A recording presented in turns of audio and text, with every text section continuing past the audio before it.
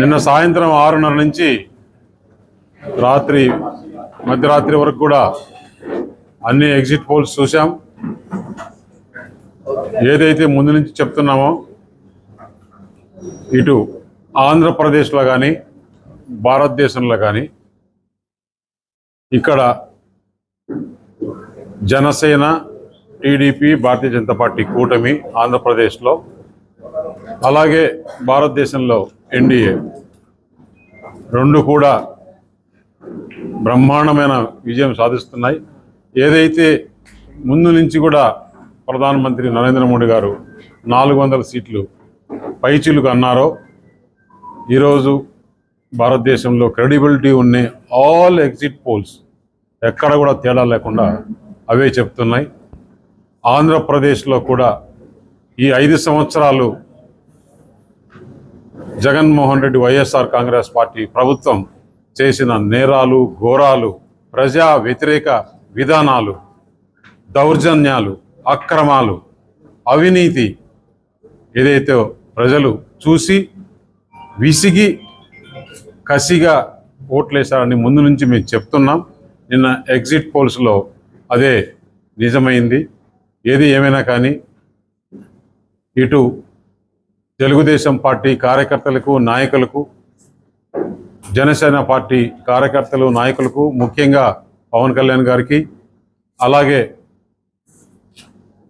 భారత ప్రధాని నరేంద్ర మోడీ గారికి, అమిత్ షా గారికి, పార్టీ అధ్యక్షులు నడ్డా గారికి, భారతీయ జనతా పార్టీ కార్యకర్తలకు, నాయకులకు, మాకు ఏదైతే మేము ప్రజలకు చెప్పాలనుకున్నది మీడియా ద్వారా చేరవేశారో మీకు అందరికి కూడా ప్రత్యేక ధన్యవాదాలు తెలుపుకుంటూ, నేను ముఖ్యంగా ఒకటే చెప్తున్నా, రేపు 4వ తారీఖు కౌంటింగ్ ఉంది.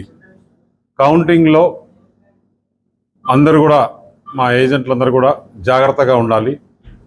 ఎందుకంటే పోస్టల్ బ్యాలెట్స్ గురించి మనం చూస్తున్నాం. సజ్జల రామకృష్ణారెడ్డి ఏ విధంగా వ్యాఖ్యలు చేశాడు, రెచ్చగొట్టే విధంగా వ్యాఖ్యలు చేశాడు. ఎవరు కూడా తొందరపడొద్దు, అందరూ ఓపికగా ఉండండి. మేమంతా కూడా క్యాండిడేట్లు 7 మంది అసెంబ్లీ క్యాండిడేట్లు కానీ పార్లమెంట్ నుంచి కండక్ట్ చేసిన నేను కూడా అక్కడే కౌంటింగ్ దగ్గరే ఉంటాం.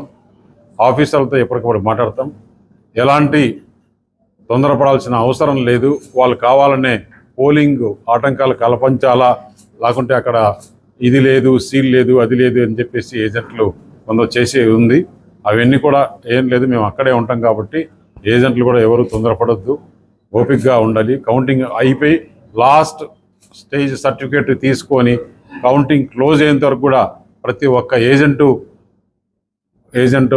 కౌంటింగ్ హాల్లోనే ఉండాలని చెప్పేసి వారికి అందరికీ విజ్ఞప్తి చేయడం జరిగింది. రేపు మా ఏజెంట్లకు అందరికీ కూడా కాన్స్టిట్యున్సీ వైజు, అలాగే పార్లమెంట్ వైజు, అసెంబ్లీ వైజు అన్నీ కూడా వాళ్ళకందరికీ ట్రైనింగ్ ప్రోగ్రాం ఉంటుంది. మళ్ళీ 4వ తారీఖు కూడా ఎప్పటికప్పుడు మీతో టచ్లో ఉంటాం మీడియాతో. అలాగే భారతదేశంలో కూడా అంతా కూడా నేషనల్ మీడియా కూడా అనకాపల్లి పైన కాన్సన్ట్రేషన్ ఉంది. అనకాపల్లి నుంచి ఇక్కడి నుంచి కూడా లైవ్ తీసుకునే కార్యక్రమాలు ఉంటాయి. ఎందుకంటే నిన్న చూసాం నేషనల్ ఛానల్లో మొట్టమొదటిగా మన అనకాపల్లి పార్లమెంటు అభ్యర్థిగా నాతో వాళ్ళు మాట్లాడడం అందరూ దేశమంతా కూడా చూశారు. నాకు కూడా ఫోన్లు, మెసేజ్లు, కంగ్రాచులేషన్స్ ఇవన్నీ కూడా వస్తున్నాయి. ఏదైతే ఆంధ్రప్రదేశ్లో మంచి జరగాలని ప్రజలు ఈ విధంగా ఆంధ్రప్రదేశ్ని కాపాడుకోవాలని ఆంధ్రప్రదేశ్ ప్రజలు 86% ఓటింగ్ శాతం నమోదు చేసి 83.6 నమోదు చేసి అందరికీ కూడా ధన్యవాదాలు తెలుపుకుంటూ రాబోయే రోజులు మంచి జరగాలి ఆంధ్రప్రదేశ్కి అని కోరుకుంటున్నాను. ధన్యవాదాలు. పోల్ రాకముందే చెప్పాను కదమ్మా, ఎవరికన్నా మనం పోలింగ్ రోజు చూసాం, ఏ విధంగా జరిగింది చూసాం, ఎక్కడెక్కడ నుంచి వచ్చారని చూసాం. మీకు ఒక విషయాలు చెప్పాలి. ఎందుకంటే నేను మాట్లాడేది టీవీలు ధైర్యంగా ప్లే చేస్తే పర్వాలా, ఛానల్స్ ప్లే చేస్తే పర్వాలా. Channels play చేయలేకున్నాయి.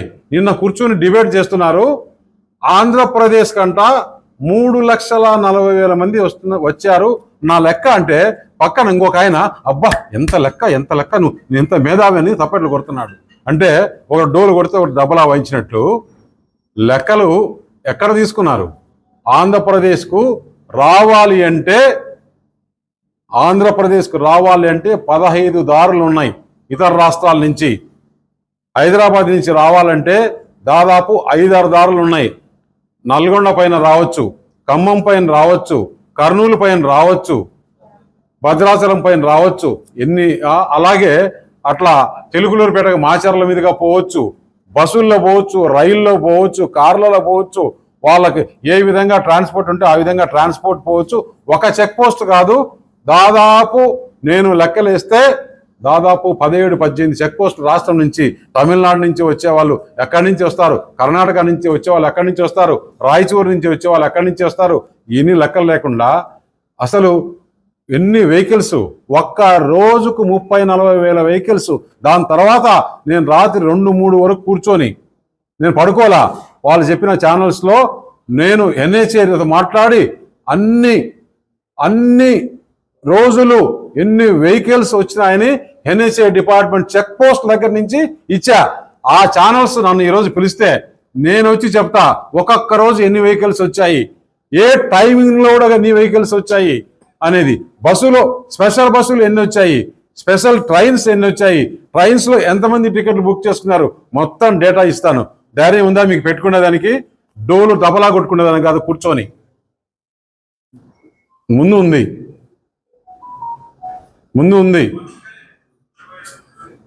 దేనికైనా కానీ ఒక లిమిట్ ఉంది. ప్రజాస్వామ్యంలో ప్రజలకు జరగబోయే వాస్తవాలు చూపించాలి. మీ దగ్గర అక్కడి నుంచి ఉంది, నాకు నోరు ఉంది, నేను ఒక 4గురిని పెట్టుకున్నా, నాకు డోలు కొట్టే వాళ్ళని, వాళ్ళు చెప్తేనే సరిపోతుంది అనుకుంటారా? వాళ్ళ క్రెడిబిలిటీ అంతా కూడా రేపు 4వ తారీఖు నుంచి మొత్తం లెక్కలు తీస్తాం. కొంతమంది అనుకుంటున్నారు మా ఛానల్స్ మాకు పైన అంతా కూడా మాకు ఇంటర్వ్యూలు ఇస్తున్నారని. That is a professional. A channel అడిగితే కూడా ఇంటర్వ్యూ ఇస్తారు. ఇచ్చినంత మాత్రాన మీరు ఏమి ఘోరాలు చేస్తుంటే ఆ ఘోరాలంతా చూస్తూ భారతీయ జనతా పార్టీ ఊరుకుండదు. ఇవన్నీ లెక్కలు ఉన్నాయి, అన్ని లెక్కలు తీస్తాం. Thank you. ఎక్కడా రాలేదు. ఒక ఆత్మసాక్షి అనే అతను సాక్షి అని నేను ఎప్పుడూ అబ్జెక్షన్ చేశాను. అతనికి ఏమాత్రం క్రెడిబిలిటీ లేదు. ఓన్లీ సాక్షి వాళ్ళు పెట్టి నడిపించిన అతను. రేపు పోలింగ్ ఏజెంట్లు కూడా ఎవరు పోరు, వాళ్ళ క్యాడర్ డిమారలైజ్ అవుతుందని ఈ ఆత్మసాక్షితో పెట్టించారు. ఇంకొకటి ఆరా అనే సంస్థ కూడా ఇచ్చారు. నేను ఒకటి అడుగుతున్నా ఆరా అనే సంస్థను. నేను కూడా ఆరా సంస్థతో చేయించుకున్నా. నాకు ఒకసారి కాదు, 2 సార్లు కాదు, 3 సార్లు ఈ ఎలక్షన్లో 7 నియోజకవర్గాలు గెలుస్తున్నాయని చెప్పాడు. అలాగే దీని పక్కన కాకినాడలో వస్తున్నాయని చెప్పారు, విశాఖపట్నంలో వస్తున్నాయని చెప్పారు, అమలాపురంలో 7కు 7 వస్తున్నాయని చెప్పారు, శ్రీకాకుళంలో 7కు 6 వస్తున్నాయని చెప్పారు. నేను ఒకటి అడుగుతున్న ఆ సంస్థని, ఇంత పోలు 175 అసెంబ్లీ సెగ్మెంట్లో చేయాలి అంటే నీకు ఎవరు మ్యాండేట్ ఇచ్చారు?